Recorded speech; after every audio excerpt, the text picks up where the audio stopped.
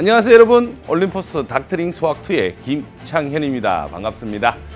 자, 이번에 선생님이 여러분과 함께 올림포스 닥터링 수학2를 같이 공부하게 된 김창현이라고 해요.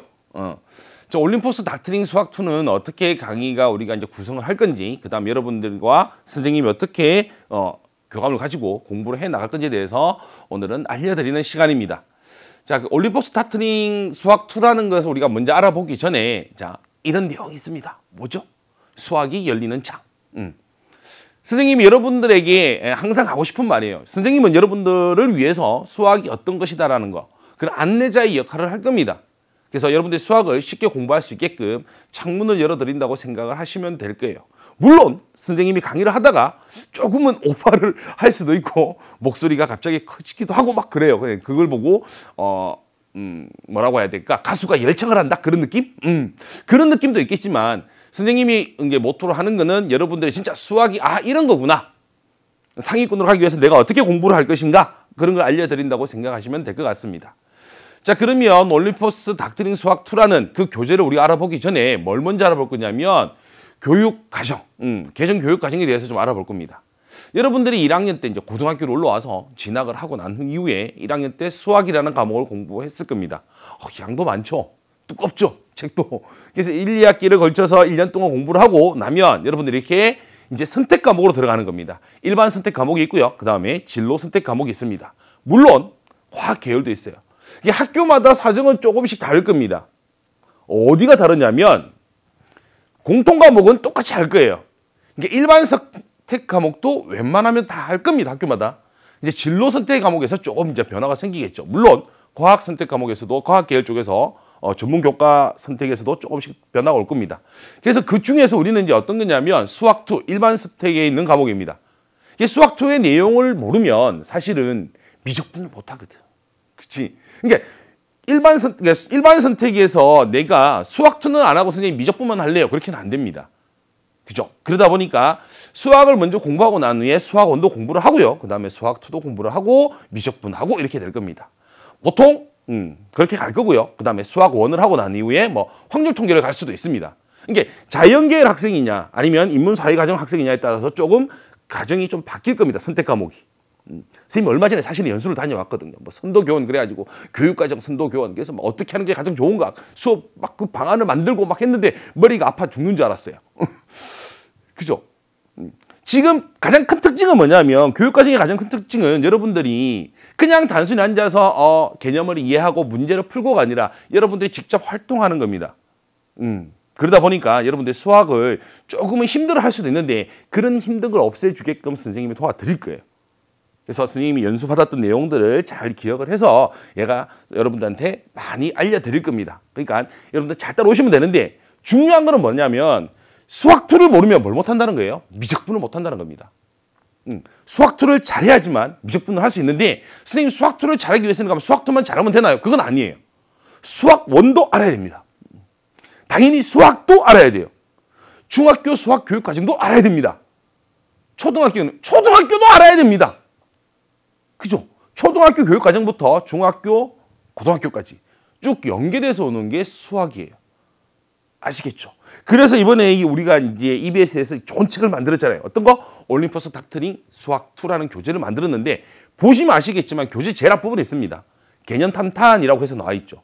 그래서 보시면 개념이 있고요. 이게 수학2의 기본적인 개념이 있는데 이 개념을 이해하기 위해서 가장 기본적인 바탕 개념이 뭘까라는 게 나와 있습니다. 그죠? 이게 이 바탕 개념을 통해서 우리가 개념을 공부를 할 거예요. 선생님이 이쪽에다가 초점을 맞출 겁니다. 개념을 얼마나 잘 이해하는지를 여러분들이 이게 개념을 빨리 잘 이해를 하고 그 개념이 가지고 있는 의미를 잘 파악을 해야지만 여러분들이 문제를 해결하는데 도움이 되기 때문에 이렇게 할 거고요. 개념 탄탄에 초점을 맞출 거고요. 그 다음에 기본 연습이라는 게 있습니다. 그래서 이제 뭐 트윈스 해가지고 막 있어요. 언뜻 보면 되게 쉬운 문항 같긴 한데 언뜻 보면 그죠? 어려워요 또. 이게 앞에 있는 내용들을 잘 이해를 하지 못하면 이 문제를 적용을 못하죠. 그래서 개념을 잘 이해를 해요, 학생들이. 그 개념을 바탕으로 해서 문제를 어떻게 해결하는지 선생님이 보여드릴 거고요.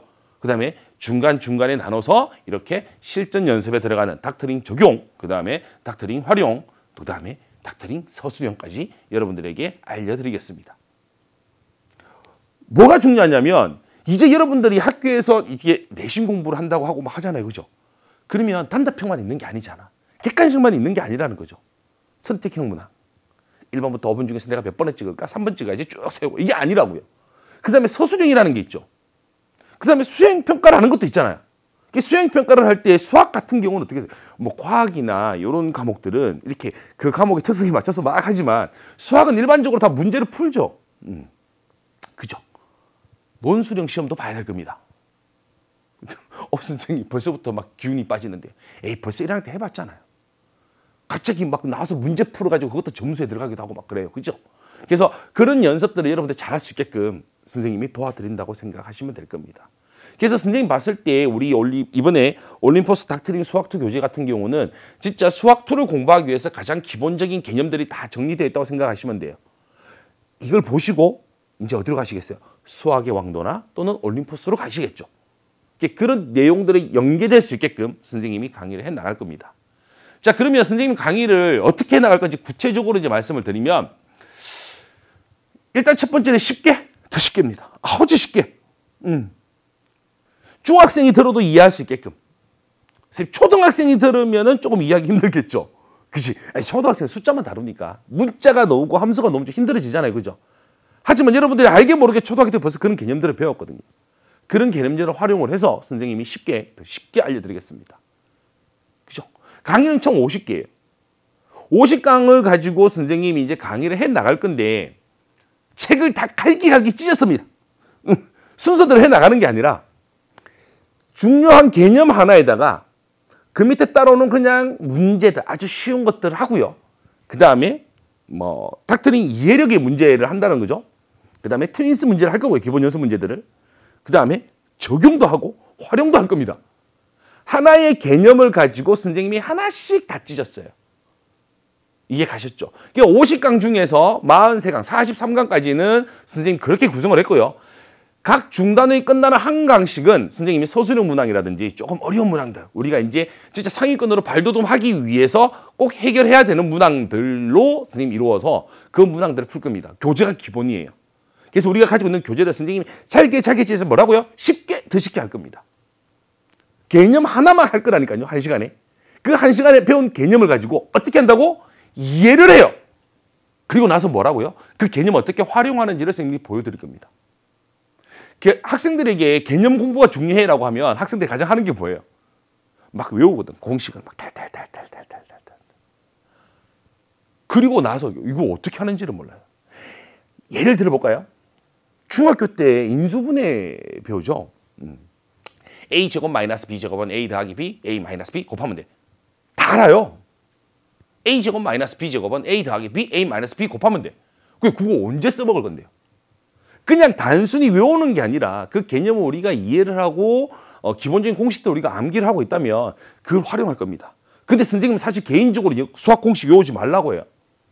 공식 외우지 말. 그 시간에 영어 단어 외워, 얘들아. 수학 공식은 진짜 보면 이렇게 자연스럽게 넣어야 돼요. 이게 문제를 풀면서 한 번씩 써보는 거예요. 그게 바로 이제 나도 모르게 이제 하는 거거든요. 여러분들 덧셈을 처음에 배웠을 때 그걸 달달이 외웠나요? 1과 1을 더하면 2가 돼. 그거 아니잖아요. 선생님 아기가 지금 6살인데 이제 보면 이렇게 더하기를 가르쳐요. 자, 얘야. 사탕이 2개 있어. 자, 거기다 아빠 사탕 3개 더 줄게. 몇 개니? 5개. 알아요. 물론 가끔씩 손가락을 세기는 해요. 아직은. 근데 또 빼기를 못해요. 사탕이 5개가 있어. 선생님이 이제 그래요. 아빠가 하나 먹을게. 그럼 몇 개 남니? 그러면 울어버려요. 왜 자기 거 먹냐 이거지. 자기 사탕인데. 그러다가 어느 순간에 5개 중에서 1개를 먹고 나면 4개가 남는다는 걸 알아요. 여러분도 덧셈 뺄셈을 외우진 않았죠. 근데 초등학교 때 보면 곱셈 9단 외우죠. 막 1은 2, 2는 4, 2, 3은 6. 그죠? 그러다 보니까 그 학생들이 수학 그러면 외운다고 생각을 하는데 우리가 알고 있던 그런 개념들을 활용할 줄을 모릅니다. 그래서 선생님이 이번 강의에서 개념을 완벽하게 이해를 한 것 바탕으로 해서 어떻게 활용해 나가는지에 대해서 설명을 많이 할 겁니다. 아시겠죠? 그러니까 어떻게 문제에다가 개념을 적용을 하는지 여러분들 잘 보셔야 돼요. 자, 그 다음에 세 번째는 뭐냐면 여러분과 선생님과의 대화가 필요합니다. 사실 학교에서 선생님 이제 학교에서 근무를 하고 있으니까 학교에서 수업 시간에는 학생들이 막 질문을 해요. 선생님 잘 모르겠어요. 가끔씩 학생들이 손빛 쭉 들고 선생님 저 죄송한데 이거 질문해도 될까요? 뭐 그러면 진짜 중학교 교육 과정을 물어보는 학생들도 많아요. 실제로 고3 학생들도요. 왜냐하면 알고는 있는데 갑자기 그게 기억이 안 나는 거예요. 그런데 중요한 거는 그 질문을 통해서 자기도 복습이 되지만은 같이 수업을 듣는 친구들도 복습이 되고요.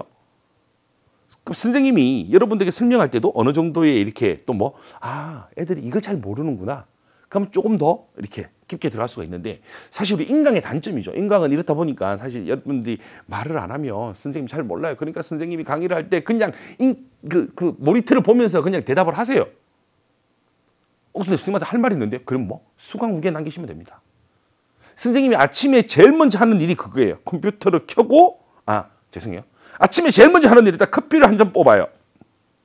커피를 한 잔 들고 컴퓨터를 켜고 그 다음에 수강 후기를 봅니다. 그리고 최대한 친절하게 달아드리려고 해요. 가끔씩 선생님 보면서 선생님 평상시에 말투가 좀 다르니까 조금 그럴 수는 있을 수도 있겠죠. 하지만 여러분들하고의 대화가 되게 중요합니다. 서로 눈을 바라보고 교육을 하는 게 가장 좋은데 우리는 그렇게 할 수는 없잖아요. 선생님 지금 카메라에 여러분들을 우리 따가 보고 지금 수업을 하고 있는 거거든요. 여러분들도 그냥 인강이라고 해서 그냥 이러고 듣기만 하지 말고요. 중간에 대답도 하시고요. 좀 그런가? 독서실에서 듣다가 대답하면 어때요? 그지? 그렇잖아요. 대화가 필요한 거예요. 가장 좋은 게 뭐냐? 선생님도 가끔씩 독서실 가거든요. 독서실 갔는데 어떤 한 학생이 선생님 인강을 듣고 있더라고요. 싫어합니다. 그래서 선생님 조용히 음료수를 하나 갖다 줬어요. 그 학생이 나를 한번 쏙 쳐다보다가 이러더라고요. 그러고 나서 그 자리에서 나한테 몇 개 질문을 했거든요. 그게 그런 대화가 필요합니다. 이게 우리가 다 만날 수는 없잖아요. 전국에 있는 모든 학생 선생님 만날 수는 없으니까 여러분들이 수강 후기를 남기시든지 아니면 모르는 문제가 있으면 수강 후기에 남기셔도 돼요. 선생님 모든 문제 다 풀어주지는 못할 거니까 선생님 제가 푼 거 맞나요? 그러면 사진 찍어서 올리시든지 그러시면 내가 선생님 다시 또 사진 찍어 내가 풀어서 사진 찍어서 올려드려도 되는 거고요. 학습 Q&A도 있잖아요. 그죠? 그런 걸 통해서 우리가 많은 대화를 했으면 좋겠습니다. 자, 그리고 사실 이제부터가 중요한 겁니다. 이런 내용들은 선생님이 이제 여러분과 같이 해나가는데 선생님 혼자서 아무리 열심히 해봐야 여러분들이 안 따라와 주면 안 됩니다. 그죠? 선생님은 다시 한 번 더 말씀드리지만 여러분들이 수학을 두려워하지 않고 포기하지 않고 어떻게 해서든 내가 한번 해보려고 하는 그런 마음가짐만 키워줄 거예요. 선생님이 시험 보는 거 아니에요. 선생님이 아무리 문제를 열심히 풀면 여러분들 실력이 느는 거 아닙니다. 누구 실력이 늘어요? 선생님 실력이 늘어요. 그러면 선생님 실력만 자꾸 늘어나요. 그러면 안 되잖아. 그러니까 여러분들이 계속 해보셔야 되거든요. 그러려면 하다 보면은 조금 불안하죠. 그죠? 내가 한 게 맞나? 일단 첫 번째 불안감. 나는 해도 몰라. 여러분들 하루 중에서 공부를 제일 많이 하는 과목이 수학일 겁니다. 그건 어느 누구도 인정하실 거예요. 그죠? 그러다 보니까 내가 하면서도 자기가 스스로 자신감이 없어요. 그러면 안 된다고. 자신감을 가져야 된다고요. 근데 어떤 자신감? 근거 있는 자신감을 가져야 됩니다. 그 근거 있는 자신감이 뭐냐면 내가 열심히 준비를 했으니까 나는 이만큼의 능력이 있어라는 걸 여러분들이 스스로 키워나가셔야 됩니다. 그죠? 그러려면 내가 알고 있는 내용들을 옆에 있는 친구들에게 자꾸 설명을 하세요. 가장 좋습니다. 그러면서 자기가 복습도 하는 거고요. 그게 가장 좋다니까. 선생님 친구가 없는데 친구가 없으면 선생님 혼자서 공부하고 있어요. 저는요. 선생님 어떻게 할까요? 그럼 자기 스스로 설명하십시오. 그게 바로 실력으로 쌓이게 되고 그 실력을 쌓은 것이 바로 뭐가 된다고요? 근거 있는 자신감이 되는 겁니다. 인생은 자신감이에요. 그냥 내가 주인공인데 나야. 근데 뭐라고요? 그냥 아무것도 없이 내가 잘났어 그러면 그거는 말이 안 되는 거잖아요. 나 수학 잘해. 근데 공부를 하나도 안 해. 그러면 안 되는 거죠. 이게 자기 스스로 많이 준비를 한 상태에서 그런 자신감을 보이라는 겁니다. 그러면 선생님이 여러분들에게 수학의 창문을 활짝 열어드리겠습니다. 선생님은 뭐라고요? 인도자입니다. 아시겠죠? 여러분들 갈 길을 가는데 가다 보면 엉뚱한 길로 갈 때도 있잖아요. 그때 선생님이 야 글로 가면 안 돼 이렇게 알려주는 겁니다. 선생님이 대학원 다닐 때 그 교육학 교수님이 그런 말씀하셨어요. 그 어떤 직업을 비하하는 건 아닙니다. 의사, 검사, 판사 막 이런 사자, 교사도 사자입니다. 소위 말하는 사자 직업. 근데 거기에 들어간 사자의 한자의 사자가 다르답니다. 의사나 판사나 검사는 기술을 의미하는 그런 사자가 들어간다면 교사는 그런 게 아니라는 거죠. 선생이라는 거는 여러분들보다 뭐라고요? 선생님이 너네들보다 똑똑한 거 아니라니까요. 여러분들 중에서 선생님보다 더 똑똑한 사람이 있을 수도 있습니다. 선생님은 말 그대로 여러분들보다 먼저 태어나서 먼저 지금 길을 가고 있는 거예요. 그러니까 여러분들이 가다가 중간에 이상한 길로 빠지면 선생님 야 그 길 아니야 이렇게 선생님 인도만 해줄 뿐입니다. 그죠? 공부를 하는 주체는 여러분들이에요. 하지만 혼자서 하면 힘들잖아요. 그 힘든 거 선생님이 조금이나마 들어주고자 여러분과 함께 만났습니다. 여러분들이 수학을 진짜 쉽게 생각을 하고 수학에 대해서 많은 자신감을 가질 수 있도록 선생님이 여러분을 도와드리겠습니다. 그러면 1강에서 여러분과 만나도록 하겠습니다.